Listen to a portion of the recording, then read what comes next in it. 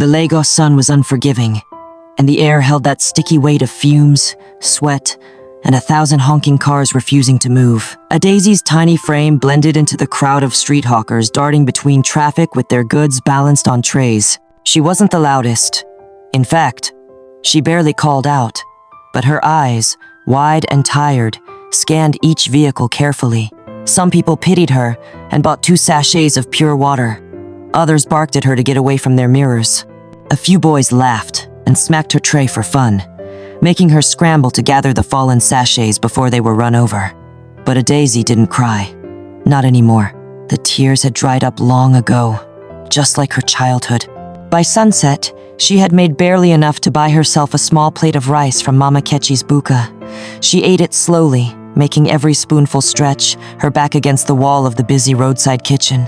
She watched men in suits hurrying to their air-conditioned cars, women in heels clacking past with tired faces, couples laughing into their phones, drivers arguing over change. Everyone had somewhere to go. Everyone had someone except her. At 17, Adayas had no family. Her mother had died when she was barely 7, and the relatives who once promised to help her like their own daughter used her as house help until she ran away at 13. She'd survived on scraps, odd jobs, and her wits, but the one thing that made her different was her voice. Adaisy could sing. Not just the kind of singing you hear on buses or at bus stops. Her voice was something else entirely. It was soft but powerful, the kind that made people pause mid-step if they heard it. A voice like melted honey on warm bread, one that didn't demand attention but quietly stole it. But Lagos wasn't a city that listened. Not to poor orphans, anyway. Every night after hawking, after the city had swallowed the last rays of sun and the sky turned dark with blinking plane lights, Adays would go to her secret spot, the back garden of St. Emmanuel Private Hospital. It wasn't far, just 2 streets away from the mechanic shop where she hid her things and curled up to sleep on torn car seats. The garden behind the hospital was quiet, surrounded by high hedges and old roses that still bloomed despite neglect. The nurses rarely came out at night. Only the security guards patrolled, and Adays had learned their routine. She would slip in through a broken part of the fence and sit on a low bench hidden by a guava tree. From there, she could see the dimly lit window of room 404. She didn't know who was inside, but the light was always on. That window became her stage. Each night, she sang softly, sometimes hymns she remembered from her mother's lips, sometimes old-school Nigerian love songs, sometimes her own made-up melodies. Her voice would rise gently into the night air, weaving through the leaves, up toward the window. Unbeknownst to Adaisy, inside room 404 lay Chief Felix Onwuka, once the fiercest business mogul in the Nigerian oil and real estate scene. His name opened doors, turned heads, made banks stand, but none of that mattered anymore. Cancer had eaten into his bones, and the doctors had given him just a few months. He couldn't walk anymore. He rarely spoke. His children, 3, entitled adults, who only remembered him when they needed money, visited once a month, just long enough to take photos for social media. His staff tiptoed around him. The nurses did their jobs and left quickly. The chief was dying, and everyone had accepted it. But not him. Not really. Even in his weakness, there were nights he wanted to scream, not from pain, but from the loneliness that no amount of morphine could silence. And then, one night, he heard it.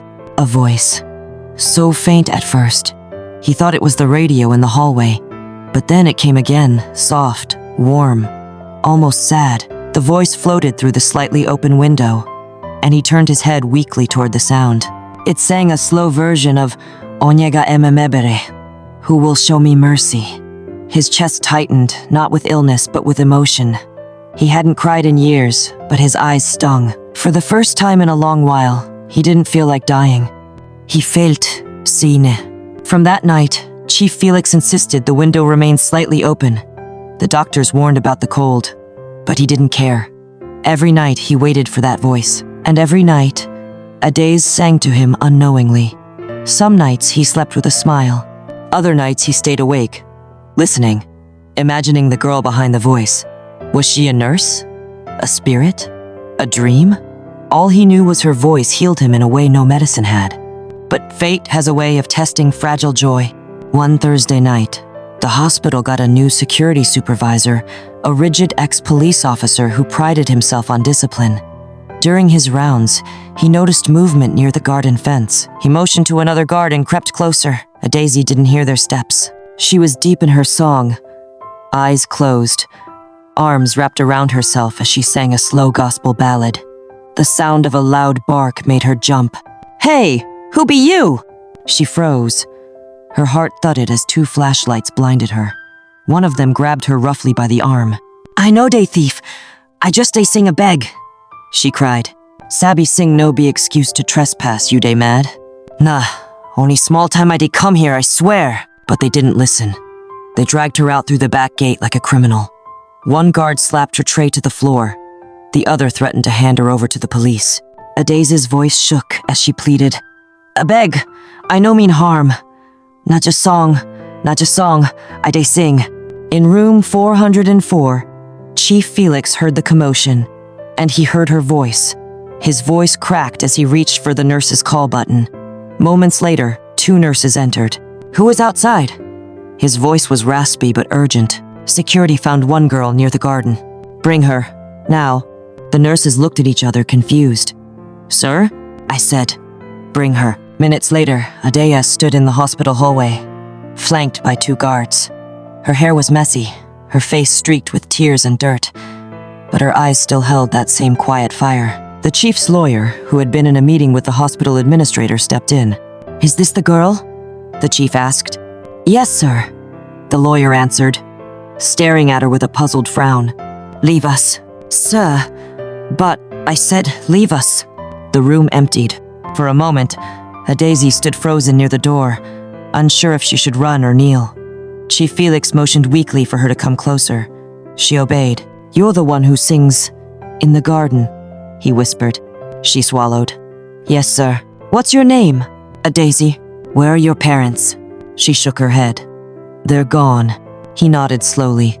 You saved me. You don't even know it, but every night I waited to hear you. Your voice, it gave me reason to breathe."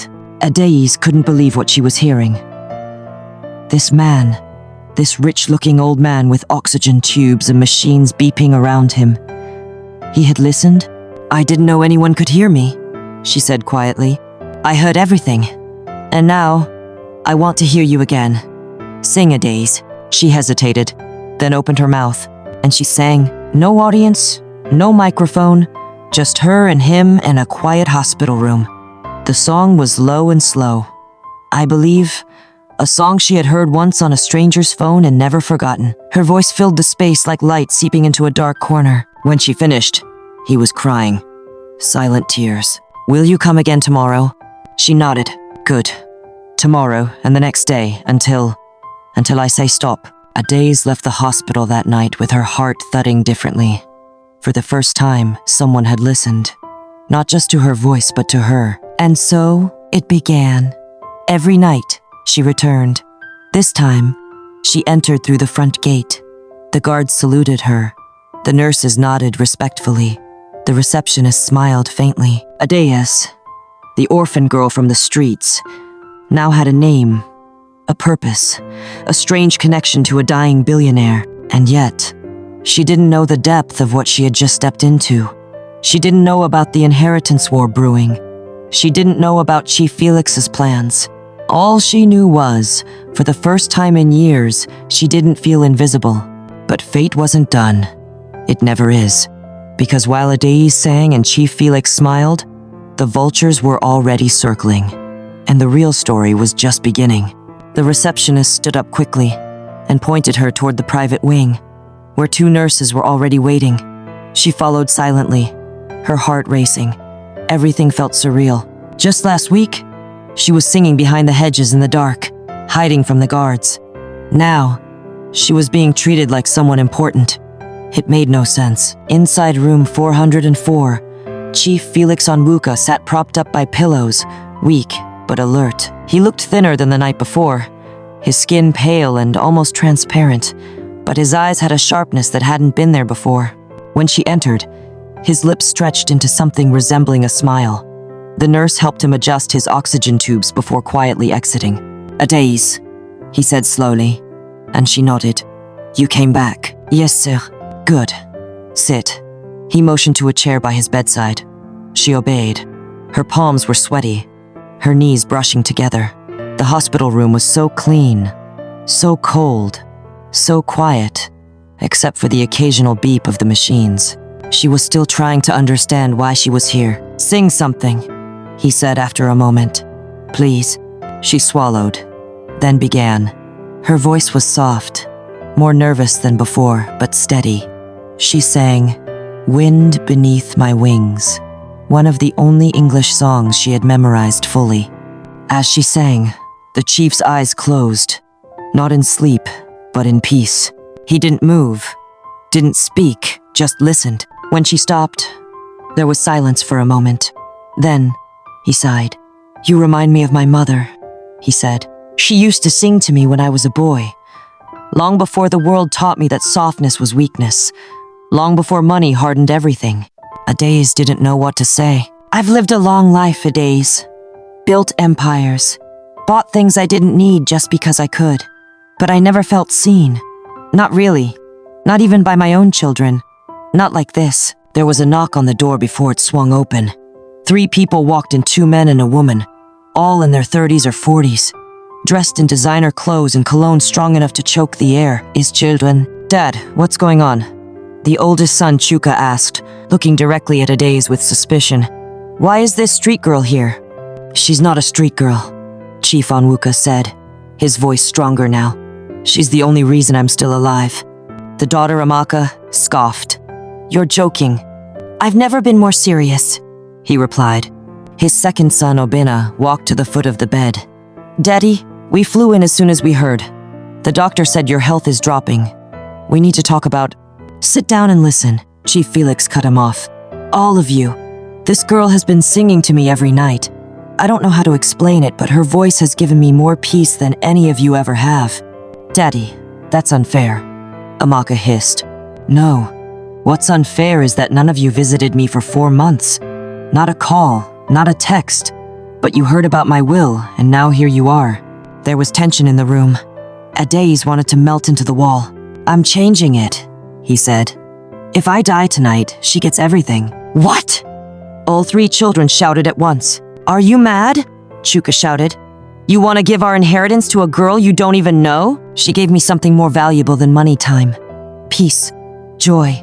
You only see me as a wallet. She saw me as a person." Obina stepped forward, raising his voice. "Daddy, this isn't right.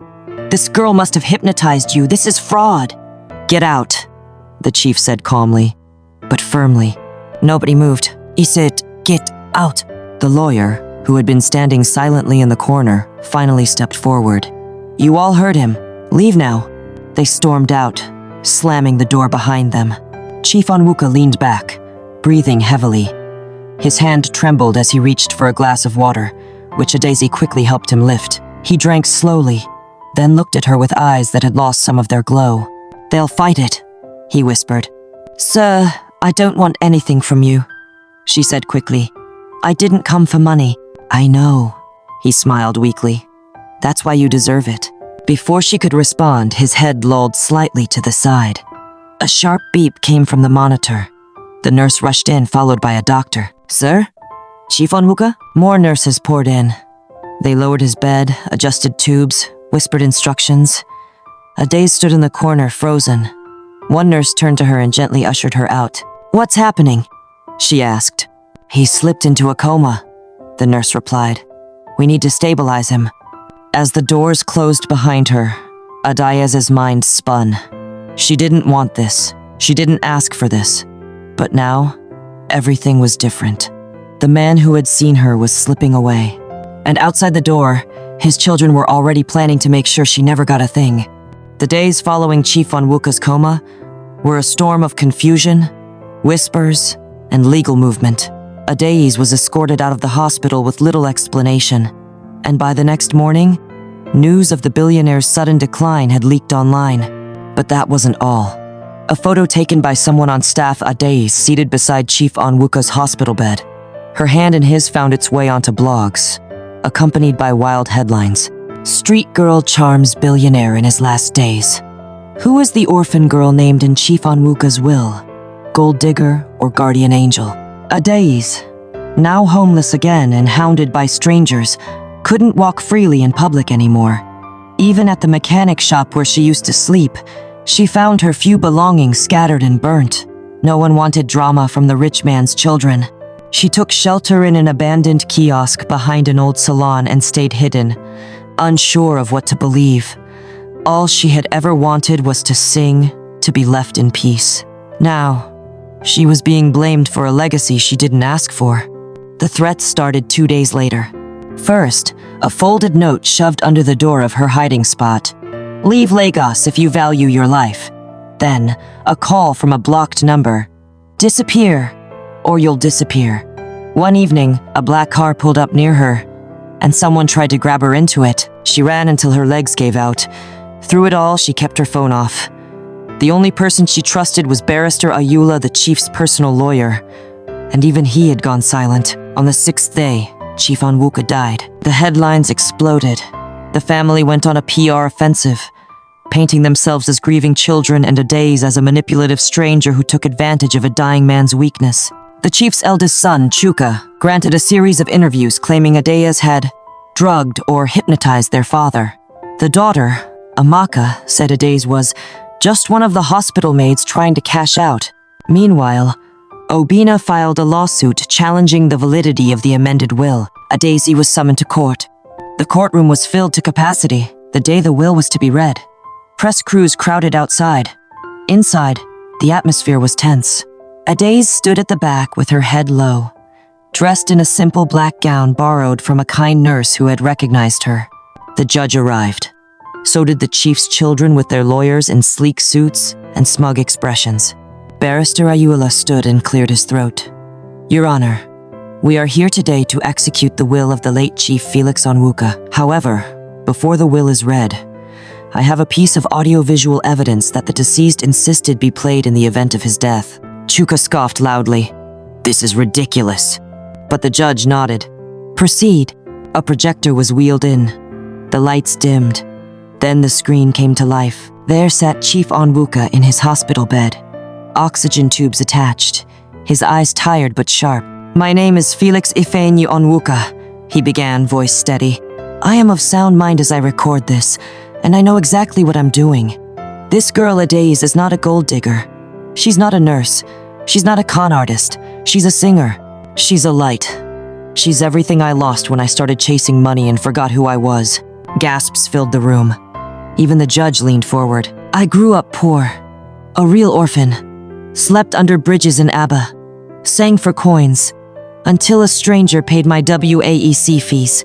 Everything I became started from that act of kindness. I see myself in her. I see the pain I once carried in her voice. That girl reminded me I'm still human." He paused to catch his breath. "Let my children have their shares. Yes, but the bulk my companies, my foundation, my estate in Lekki Phase 1, the school in Anambra, and 55% of my assets go to her. Let her use them. Let her change other lives the way her voice changed mine." The screen faded to black. The courtroom was silent. The judge turned to the children. "Any objections?" Obinna Slavier stood. "We would like a moment, Your Honor." Motion denied. The judge said sternly. "The video is dated, time-stamped, and legally verified. It overrides all previous wills unless proven otherwise in a separate case." Chuka stood up and pointed at Adaise. "This is madness! You can't give our father's legacy to a street child!" The judge slammed the gavel. "One more outburst and you'll be held in contempt." Barrister Ayula handed Adaise a sealed envelope. Inside was the official notice of her inheritance. But more than that, there was a handwritten letter from Chief Onwuka. "My dear Adaise, you reminded me what life truly is. I leave you with the tools to make the world softer for people like us. Don't let anyone steal your light. Felix." Tears ran down her cheeks. Months later, the media attention had died down, but Adaise hadn't. She had started a foundation, the Felix Onwuka Legacy Center for gifted homeless children. She hired teachers, therapists, and musicians. She walked through the corridors every day, never dressing in gold or designer clothes. Her office had no gold frames, just a piano. And every evening she sang, not for applause, not for money, but for the memory of the man who heard her when the world wouldn't.